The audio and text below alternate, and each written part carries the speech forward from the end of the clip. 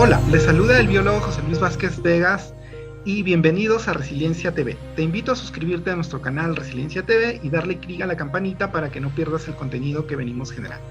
El día de hoy, en el marco del Día Mundial del Agua, hablaremos sobre las tecnologías ancestrales en el manejo del agua.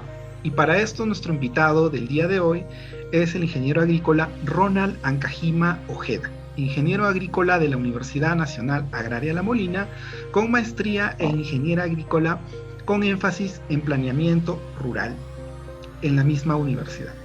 Investigó sobre la sabiduría ancestral en el manejo del agua y el territorio con un mecanismo de adecuación al cambio climático.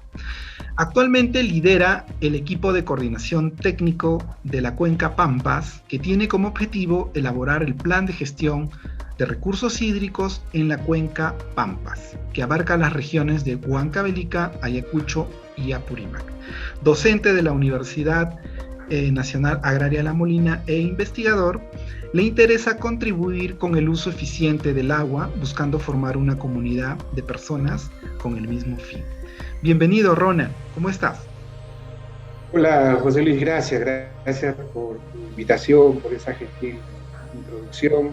Sí, efectivamente, estamos trabajando en la Cuenca Pampas, en temas de planificación de recursos hídricos. De manera paralela también investigamos pues, ese rico pasado y esa tecnología ancestral andina que hemos tenido, solamente en una rama del conocimiento, que es la gestión de los recursos hídricos, ¿no? O el manejo del agua, porque hemos tenido ciencia y tecnología muy amplia en todos los campos de las ciencias básicas y las ciencias aplicadas, ¿no? Nosotros, por nuestra formación profesional, obviamente tocamos la hidráulica y vemos pues ese gran legado que nos han dejado, y creo que a la par con la planificación actual, teniendo como conocimiento esta sabiduría ancestral, creo que podríamos tranquilamente tener elementos importantes para que comprendamos que ya hemos tenido un desarrollo, ¿no? Y que simplemente nos toca recuperarlo, revalorarlo, ¿no? Sí, José Luis, encantado.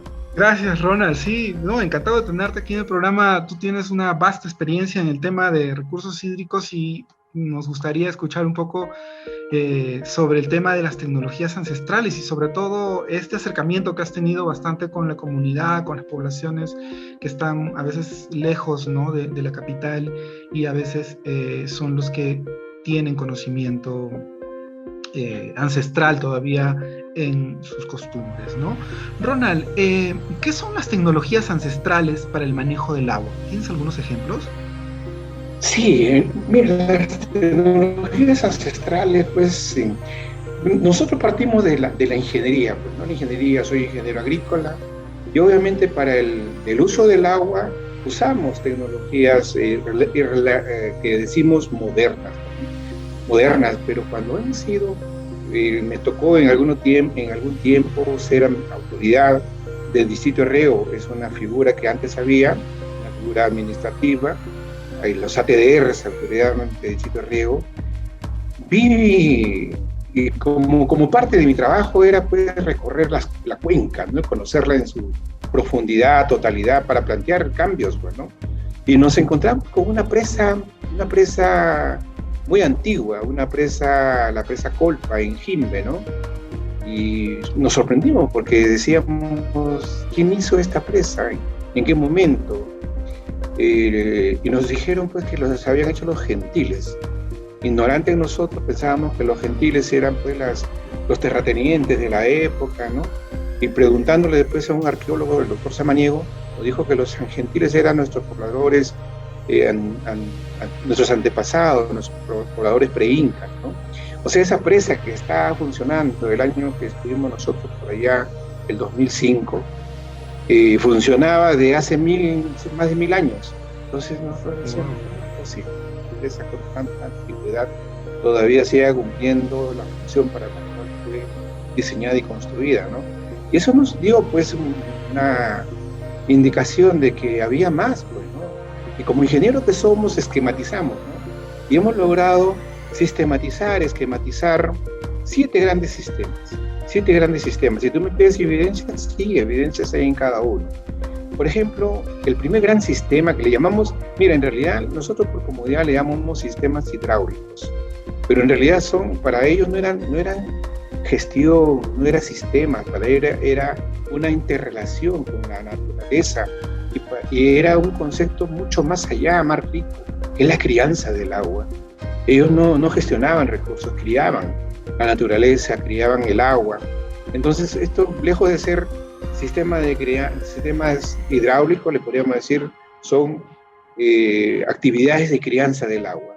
Una de ellas es el sistema de represas alfantinas o presas alfantinas, el primer gran sistema, que está en la parte alta de las cuencas. El segundo gran sistema, que son los sistemas de infiltración de aguas subterráneas, que ahora le llamamos los sistemas de siembra del agua, ¿no? O sea, le cambiamos nombre con pozos novedosos cuando ellos ya hacían muchas cosas, ¿no? Entonces, el segundo gran sistema son los sistemas de recarga de acuíferos, ¿no? Que es la retención de las aguas de las lluvias. El tercer gran sistema son los sistemas de andenes, ¿no? Entonces, todo eso es en la parte alta y media de la cuenca, ¿no? Sistemas de represas alfantinas, sistemas de infiltración de agua y los sistemas de andenes. Bajando un poco más, ya tenemos pues los sistemas de irrigación. Ejemplos de sistemas de irrigación son todos. Los sistemas de irrigación que en la actualidad conocemos tienen un origen ancestral, salvo los proyectos nuevos, ¿no? Chineca, Chavimochi, en fin, esos son proyectos nuevos, pero el resto de sistemas son sistemas ancestrales. Entonces, ya en la parte media, sistemas de irrigación. Ya en la parte baja, por ejemplo, en zonas de arideces, los sistemas de acueductos, que es un sistema de manejos de aguas subterráneas, y los sistemas de almacenamiento. Ellos, si les era tan complicado criar el agua, retenerla, obviamente tenían que almacenarla. Entonces los sistemas de represas de hochas, ¿no? De hochas en la parte baja, media, y luego los sistemas de producción, ¿no? Para el agua tenían muchos sistemas de producción. Ejemplos de ellos, por ejemplo, los sistemas de producción, los guaru en el altiplano, las chacras hundidas en la costa norte, ¿no? Entonces tenían para cada situación ambiental, tenían soluciones propias, ¿no? Y eso es lo que ahora, por ejemplo, en Europa salimos con un concepto de las soluciones basadas en la naturaleza. Y tomamos esos conceptos como si fueran novedosos, ¿no? Y decimos, ya, soluciones basadas en la naturaleza, infraestructura natural, infraestructura verde, ¿no? Cuando los mejores ejemplos de soluciones basadas en la naturaleza lo tenemos con estos grandes ejemplos, evidencias, herencias que nos han dejado nuestros abuelos, ¿no? Entonces, esos son los 7 grandes sistemas que podríamos tocarlo uno por uno, si te parece. Ronald, muy interesante este recuento que nos haces, el tema de los sistemas y de esta relación, ¿no?, fuerte entre nuestros antepasados y la naturaleza. Resalto un poquito este tema que señalas de la parte de el sistema de andenería, ¿no?, y la parte del tema de las zanjas de infiltración, cosecha, digamos, de agua, ¿no?, que señalaste. Hace un tiempo tuve una entrevista con John Earls, ¿no? John Earls hacía mucho énfasis al tema topográfico, ¿no?, de nuestro territorio, y él decía, él hablaba de dos, como él es físico, él hablaba de dos aspectos, ¿no?, cóncavo, convexo, decía, cóncavo, convexo. Nuestros territorios resaltan esas dos características, y pareciera, decía, que hay mucha evidencia que el antiguo peruano no manejaba, digamos, esta topología, porque en las zonas cóncavas generaba andenerías y en las zonas convexas generaba cosecha de agua, zonas de infiltración. Entonces yo me quedé con eso, y ahora que señalas, ¿no?, un poco de que existe evidencia en todo el Perú de esta relación fuerte, creo que es importante esto que nos dejan nuestros antepasados, porque es conocimiento ancestral, como lo he señalado, donde a veces no se toma, digamos, en consideración la parte física, ¿no? De repente del territorio para generar algunas obras y no ir, como se dice a veces, en contra del sistema. Entonces sí, es muy interesante estos ejemplos que nos haces, Ronald, y sí, de repente nos gustaría poder saber un poquito cuáles son las características, ¿no?, del manejo ancestral del agua, ¿no?, en todo digamos, trabajo largo que has tenido, ¿no? Y gracias. Mira, empecemos, por ejemplo, un poco por describir el primer gran sistema, ¿no? Perfecto. Que le vamos a llamar las presas altoandinas. Nosotros, a lo largo de 1930 hacia adelante, se construyeron los grandes proyectos con grandes represamientos, pues, Gallito Ciego, hechos con capacidades, pues, de 1.000 millones de metros cúbicos, 800 millones. Pero cometimos un grave error, que esas presas las construimos en el cauce, en el eje de los ríos, ¿no? Entonces, estas presas, obviamente, por el movimiento natural de nuestras cuencas, la geomorfología, en fin, esto ha generado, pues, sedimentos y colmatación de estas presas, ¿no? Ahora están funcionando, pues, a la mitad de su capacidad de diseño.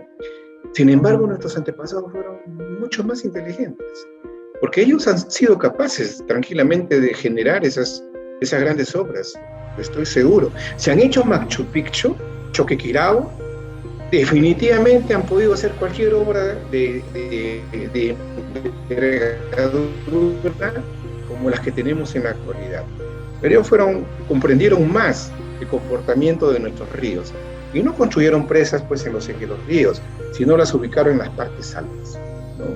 Tenemos a lo largo de todo nuestro territorio cientos de presas. Yo he podido recorrer algunas de ellas en las regiones de Ancash, en las regiones de Chancay Huaral, algunas del Cusco, y justamente la ubicación es en la parte alta de la cuenca, ¿no? Ahí donde las lluvias, las precipitaciones son mayores, ponían estas presas en lugares adecuados, ¿no?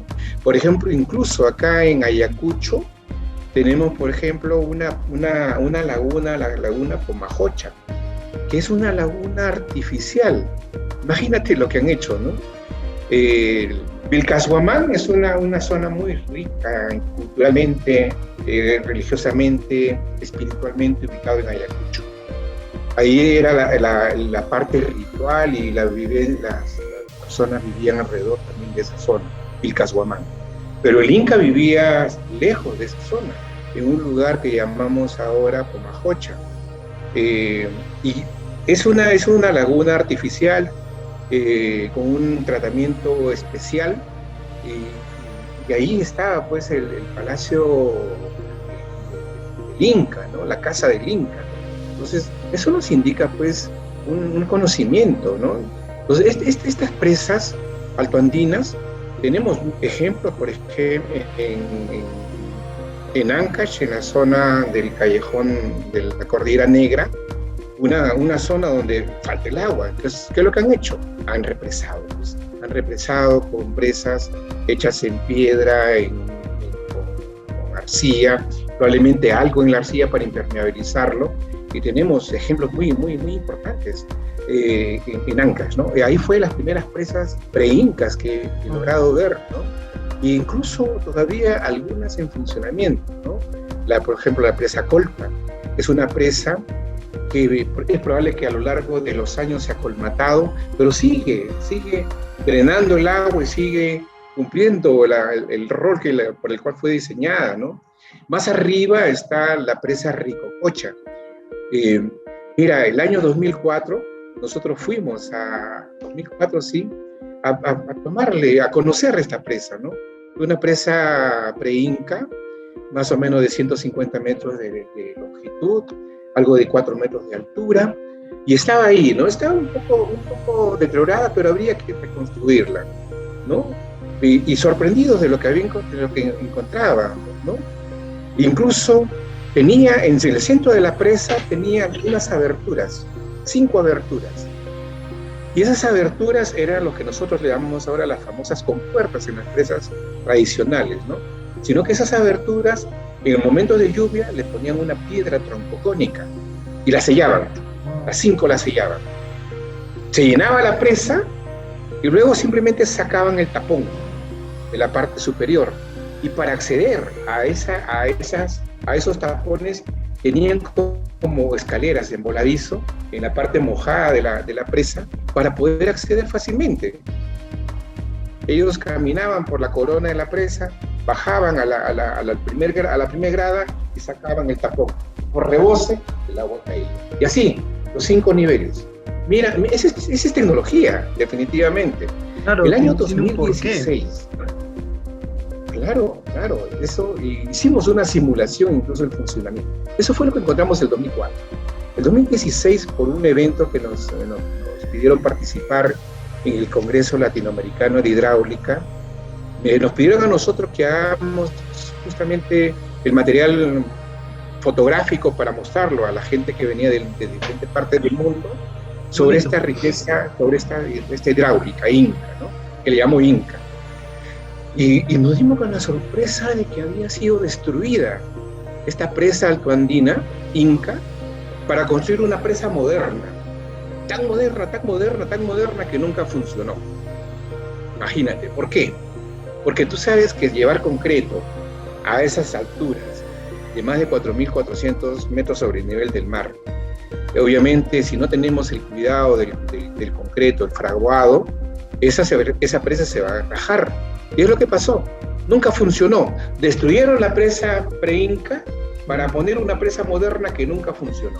Entonces, esto es importante, ir conociendo, y valga este espacio para difundir a nuestros colegas, ingenieros civiles, ingenieros agrícolas, ingenieros ambientales, ingenieros que se dedican a la gestión de los recursos hídricos, a la construcción de estructuras, de que tengamos cuidado, respetemos nuestras evidencias ahí y simplemente reconstruirla, porque eso funcionó, ¿no?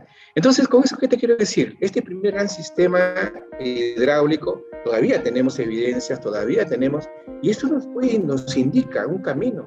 Hagamos un programa nacional de represamientos altoandinos, como es lo que proponemos siempre, con presas de mediana capacidad, es decir, con presas de 1 millón, medio millón, hasta 20 millones de metros cúbicos, ¿no? Que es lo que nos va a solucionar los problemas. Una consulta. ¿Tú crees que haces un recuento? Hablamos de tecnología, ¿no? Tecnología ancestral. Imagínate que estamos hablando de muchos años antes, ¿no? En la cual es conocimiento encima ancestral, ¿no? Porque, claro, si bien señalas tecnología inca, pero esa tecnología inca viene de, digamos, épocas intermedias, tardías, de repente de otras culturas que ha sido tomado por los incas y perfeccionado. O sea, es toda es tecnología, ¿no? La tecnología evoluciona con el tiempo. Ahora, te pregunto, ¿tú crees que bajo estas circunstancias, ¿no? Esa tecnología inca o tecnología, digamos, de nuestros antepasados puede funcionar ahora si no ha habido un desarrollo de esa tecnología? O sea, es una pregunta, digamos, un poco porque diríamos que la tecnología no ha evolucionado y la tecnología evoluciona con el tiempo. Creo que ese es un tema por la cual a veces no funcionan, ¿no? Los temas, porque piensan que reconstruyendo de repente, pero se olvidan que las problemáticas y las dinámicas de la naturaleza cambian con el tiempo. Entonces sí es importante lo que señalas, un programa, pero que recoja esa información y que sobre esas variables de repente puedan seguir avanzando con esa cosmovisión que tenían los antiguos peruanos, ¿no? De respeto a la naturaleza. Acabas de darnos un ejemplo clarísimo de cómo, queriendo poner simplemente una represa bajo la cosmovisión ingenieril, ¿no? Terminan malogrando de repente algo que no es entendido ni siquiera, ¿no? Entonces ahí creo que es importante hacer una conexión, ¿no?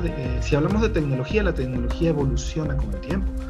Y ahí creo que es importante este tema que señalas del programa, ¿no? Porque debe ser un programa que en principio rescate lo que ya tenemos, y en segunda instancia que con esa misma relación hombre-naturaleza pueda seguir. ¿Qué opinas un poco de esto? ¿Funcionaría si recogemos los andenerías? O sea, la tecnología como se ha quedado, ¿funcionaría? ¿Qué piensas?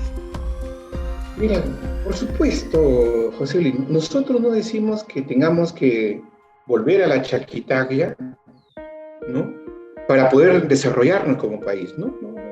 Nosotros planteamos de que es necesario recoger estos ejemplos de respeto y con la ciencia y tecnología actual impulsar nuestro desarrollo. Pero gracias José Luis, porque es importante comprender esto, ¿no? Yo siempre desarrollo algunas hipótesis, ¿no?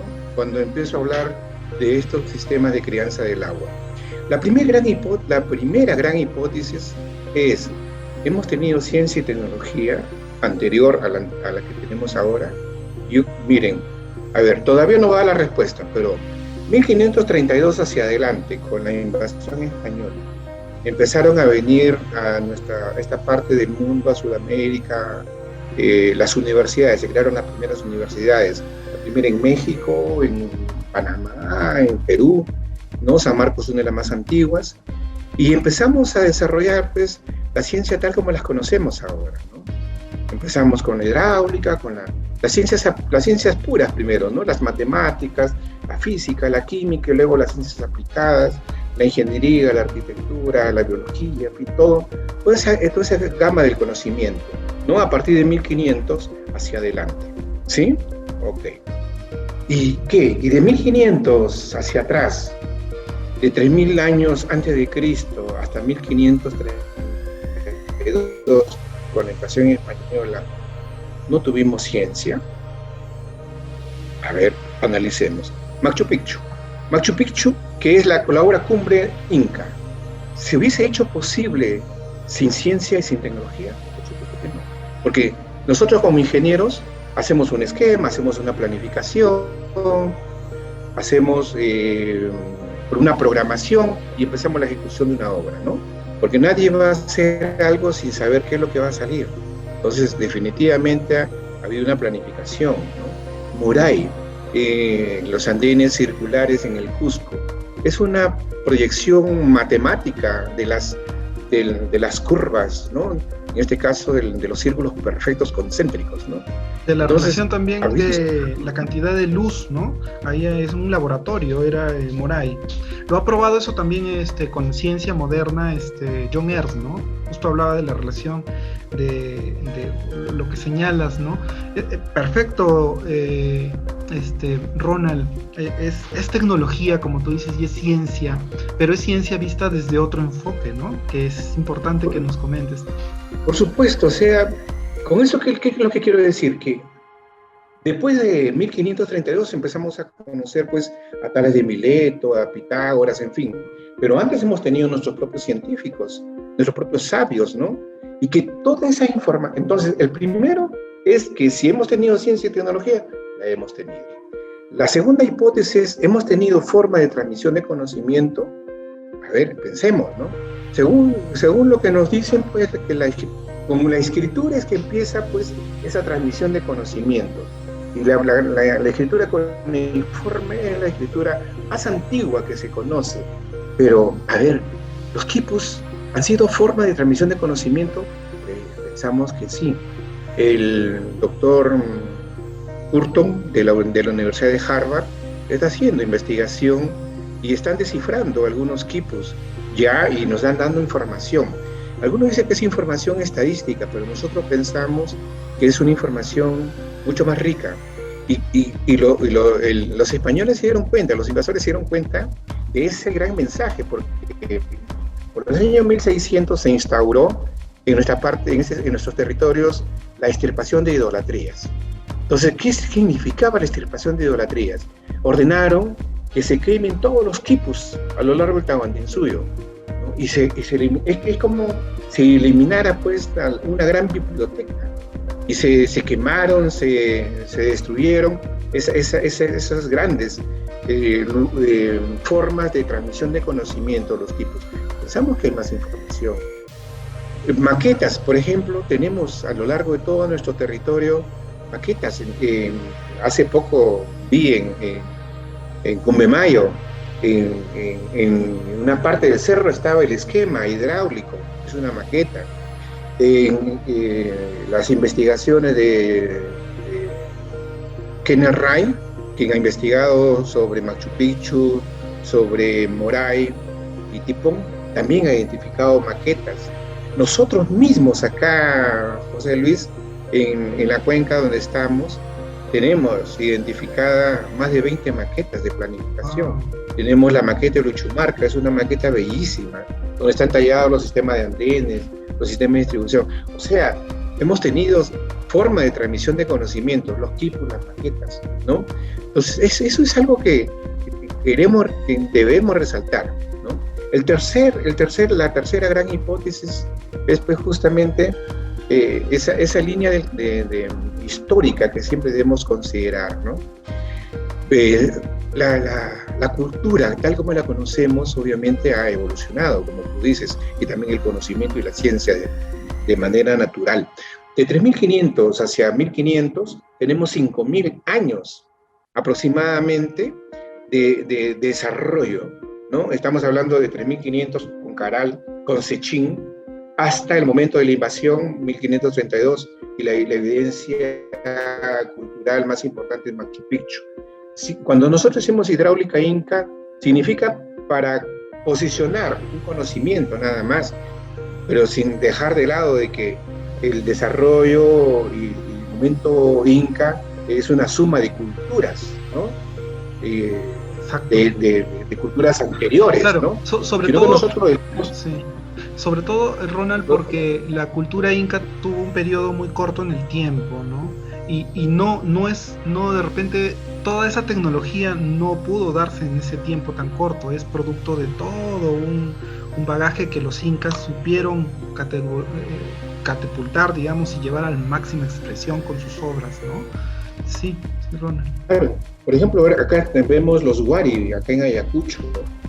Y ahí comprendes un poco cómo es que han ido desarrollando esta tecnologías, estas ciencias, ¿no? Obviamente con los Wari, que fue una cultura, una pancultura que se desarrolló por una buena parte del territorio, ¿no? Y Ronald, ¿no? Y probablemente tú has visto que a través del tiempo y comparando estas culturas y comparando sus tecnologías, hay evidencia de mejoras, ¿no? Seguro has notado eso, ¿no? O sea, totalmente. Mira, la mejora más espectacular que podemos ver es en Rumicolca. Rumicolca es por los que no conocen, está a la salida del Cusco, a 20 minutos del Cusco. Es una gran portada, pareciera una gran portada, como que ingresas a una ciudad, Rumicolca, ¿ya?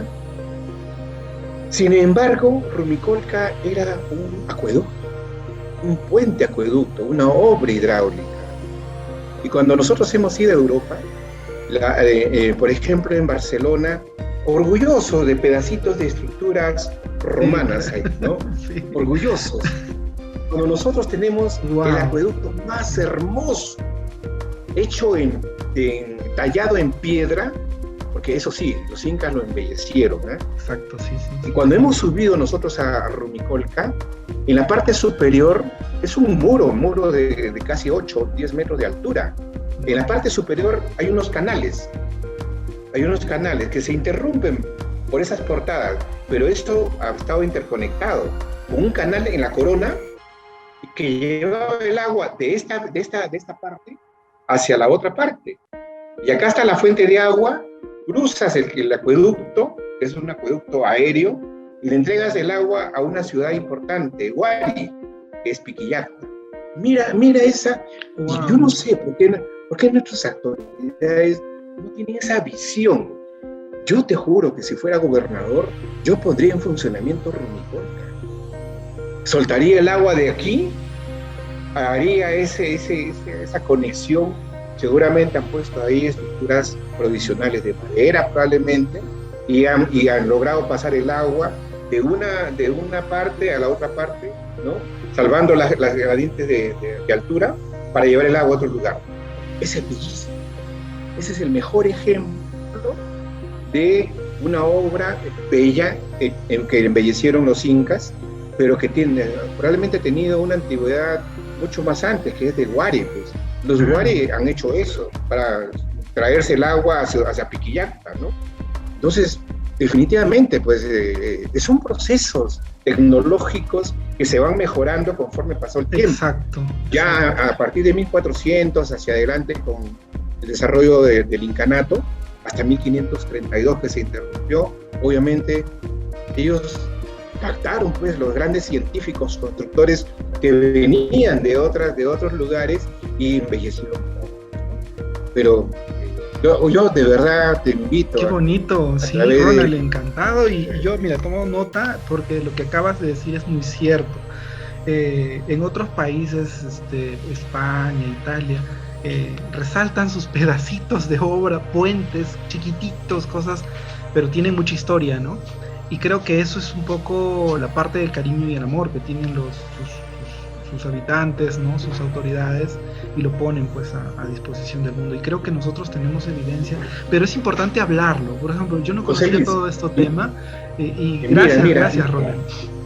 Mira, los jardines de Babilonia, por ejemplo, nosotros, por la historia que nos dan pues cuando éramos niños, nos hablan de los jardines de Babilonia. Y los jardines de Babilonia nunca nadie los vio. Ya solamente a través de las escrituras se conoció de que existían estos jardines de Babilonia. Nadie los vio.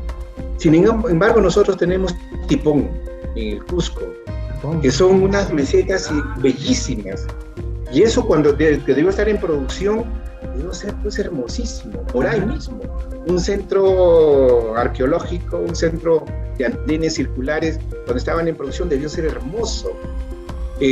Saigüit, que tiene un conjunto de caídas de terracitas, cuando debió estar en producción, debió ser bellísimo, ¿no? Y nosotros nos sorprendemos de los jardines de Babilonia que nadie vio, cuando acá tenemos nuestras evidencias que están ahí esperando el sueño de los justos, esperando gobernantes. Hay que invitar a las grandes a las grandes productoras, ¿no? Tipo Netflix o tipo, digamos, HBO, que puedan generar de repente una historia escrita, ¿no? Tenemos grandes productores también cinematográficos que puedan generar de repente un pedazo, rescatar esa historia, ¿no? Contada con personas como tú que tienen evidencia y se pueda, digamos, resaltar ese tema. Yo creo que es importante. A veces se dice, ¿no? Lo que no se ve, no se valora. Creo que en parte por ahí vamos, ¿no? Yo creo que es importante el trabajo que hace Ronald desde el trabajo que actualmente vienes haciendo. Bueno, nos conocemos de un tiempo, pero sé un poco de tu trayectoria vasta en el tema, digamos, de las tecnologías ancestrales y de ese cariño y amor a poder, digamos, darlos a conocer, ¿no? Gracias, y bueno, y veo que estás aprendiendo y viendo cada vez más, y eso significa que es el paradigma, Ronald. Tú tienes unos ojos que ven de repente con otra manera la naturaleza y vas encontrando pues evidencia y valorándola de la manera de repente como lo querían los anteriores peruanos, ¿no?